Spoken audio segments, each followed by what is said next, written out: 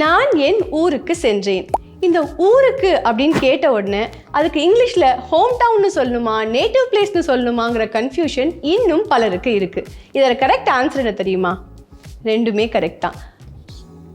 I went to my home town, I went to my native place. இந்த ரெண்டும் correct தான். ஆனால் இதுக்குள்ள டிஃப்ரென்ஸ் இருக்கான்னு கேட்டால் கண்டிப்பாக இருக்குது. ஹோம் டவுன் அப்படின்னா என்ன?